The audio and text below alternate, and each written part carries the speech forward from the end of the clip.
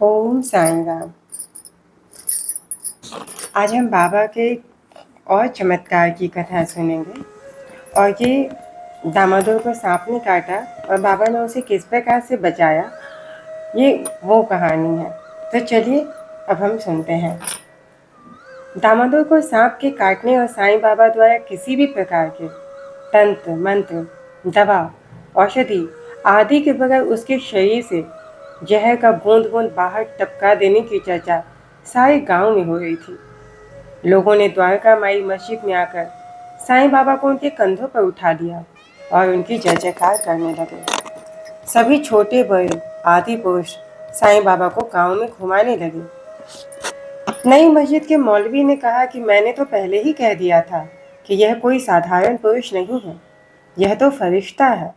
शिरडी का सौभाग्य है कि ये यहाँ पर आ गए। सभी उपस्थित व्यक्ति एक स्वर में बोले, हाँ हाँ, हम तो साईं बाबा का जुलूस निकालेंगे। फिर उसके बाद सभी जुलूस निकालने की तैयारी करने लगे। यह देखकर गांव के पंडित को बड़ा दुख होने लगा। पूरे गांव में वही एक पंडित थे जो नए मंदिर के साथ साथ पुजारी, वैद्य और पुरोहिताई का कार्य भी किया करते थे। इसमें उनको साईं बाबा की कुछ चाल नजर आ रही थी।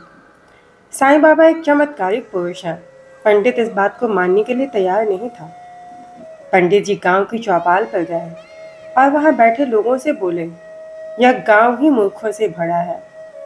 वह कल का मामूली छोकरा सिद्ध पुरुष कैसे हो सकता है? कई जन्म बीत जाते हैं साधना करते हुए, तब कहीं सिद्धि प्राप्त होती है। नाक का जहर तो कोई भी सपेरा उतार सकता है, यह तो मात्र सपेरा है। एक व्यक्ति ने कहा कि आप ठीक कहते हैं पंडित जी, एक 15-16 वर्ष का छोकरा है और गांव वालों ने उसको सिद्ध पुरुष बना दिया और उसका नाम रख दिया साईं बाबा। इस नाम का क्या अर्थ होता है पंडित जी? पंडित जी ने कहा, उससे ही जाकर पूछो जिसने इसका नाम रखा है।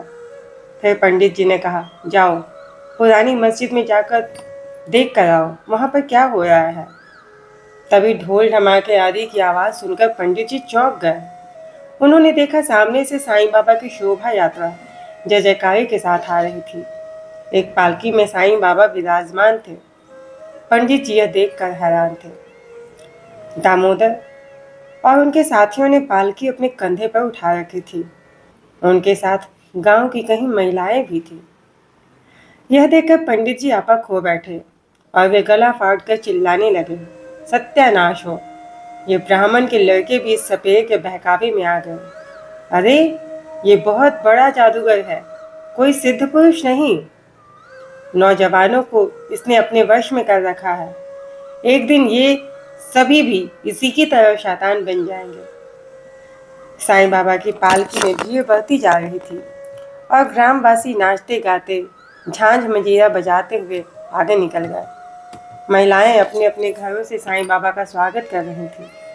यह देखकर पंडित और जल भुन गया और पैर पटकता हुआ अपने घर में जाकर लेट गया। ये कथा यहीं पर समाप्त होती है।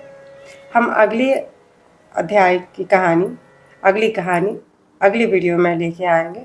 इसके लिए आप सब्सक्राइब कर लीजिए, बेल बटन दबा लीजिए और तब तक ओम साईं राम।